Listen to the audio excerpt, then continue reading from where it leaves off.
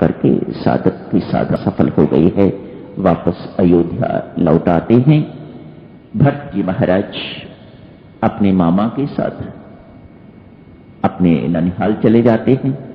शत्रुघ्न भी साथ जाते हैं।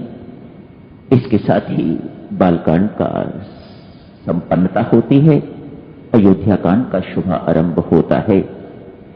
अब आगे की भूमिका अयोध्या कांड की बनाई जा रही है। भगवान की लीला देखिएगा आज अपराह्न क्या होता है। रामराज का प्रस्ताव राम के गुणों को देखते हुए वर्णन करते हुए राजा दशरथ की ओर से आता है। एक दिन दर्पण देखते हैं। संत महात्मा कहते हैं दशरथ में और दशमुख में एक बड़ा अंतर है। दशरथ स्वयं दर्पण देखता है, रावण दूसरों को दर्पण दिखाता है। बड़ा अंतर है इसमें। जा तू अपना मुंह शीशे में जाके देख, ऐसी बात कहने में और स्वयं दर्पण देखने में बहुत अंतर है। स्वयं दर्पण आप लोग देखते हैं तो अपने मुख को जहां जहां भी कहीं भद्दा दाग इत्यादि लगा हुआ होता है उसे साफ कर लेते हैं। साधक को भी ये दर्पण नित्य देखते रहना चाहिए। बाहरी सजावट सज्जा सौंदर्य के लिए नहीं, भीतर झांकने के लिए मन को दर्पण कहा जाता है। इसका निरीक्षण नित्य करते रहना चाहिए। अपने आप को उस दर्पण में नित्य निहारते रहना चाहिए।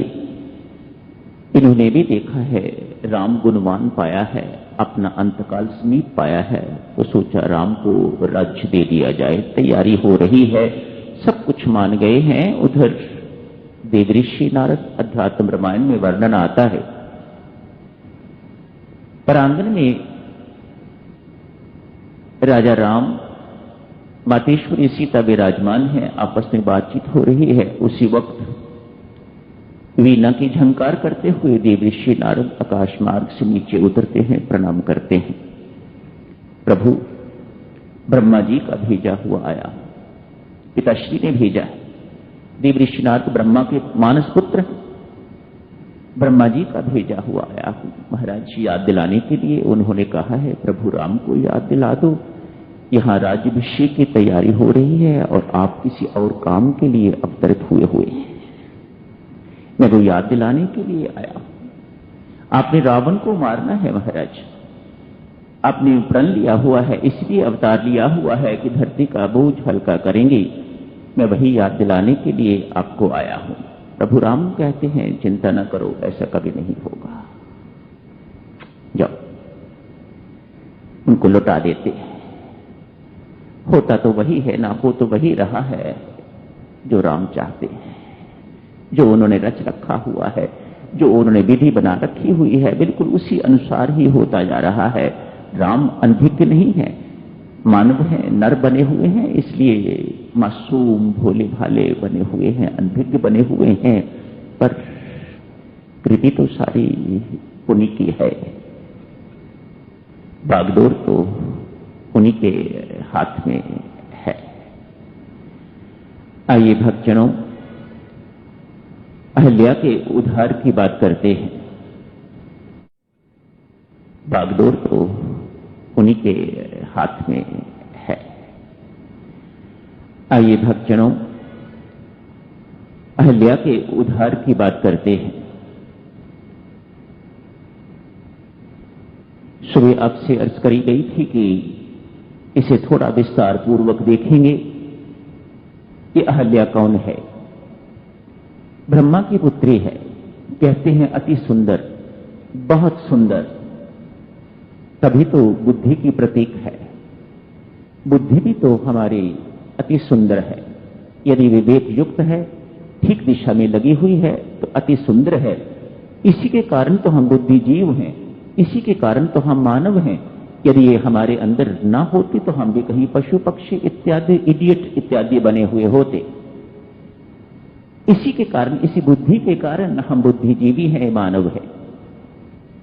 इसी की उत्कृष्टता के कारण विवेक युक्त यदि बुद्धि है, ज्ञान युक्त यदि बुद्धि है, परमेश्वर के श्री चरणों में लगी हुई बुद्धि है, तो इस जैसी सुंदरता और किसी में नहीं। अहल्या अति सुंदर है। इंद्र को पता लग गया है ब्रह्मा जी ने एक बहुत सुंदर पुत्री की सृष्टि करी है। मैं स्वर्ग का देवता हूं, मालिक हूं, इसका विवाह मेरे साथ ही करेंगे। ये अपने मन में उसने ठान ली।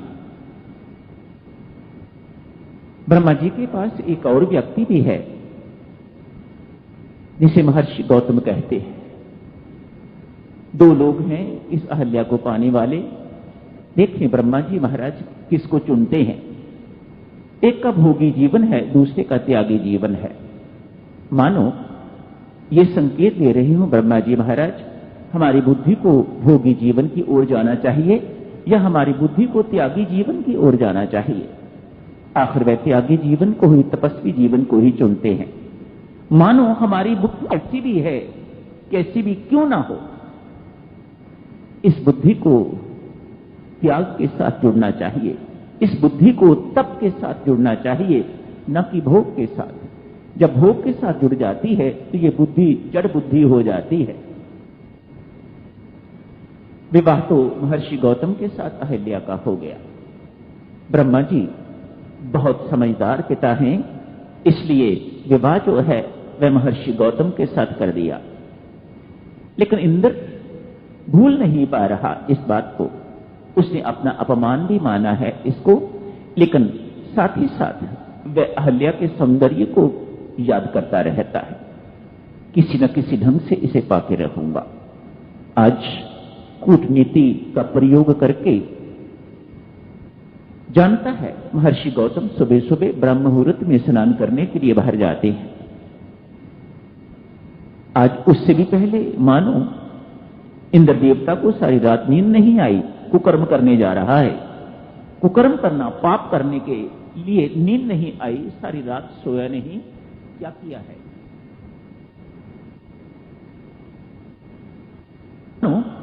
जैसे महर्षि गौतम की आंख खुली, उसे लगा बहुत जल्दी सवेरा हो गया है, थोड़ा प्रकाश सा इस प्रकार का कर दिया और महर्षि गौतम स्नान के लिए चल पड़े।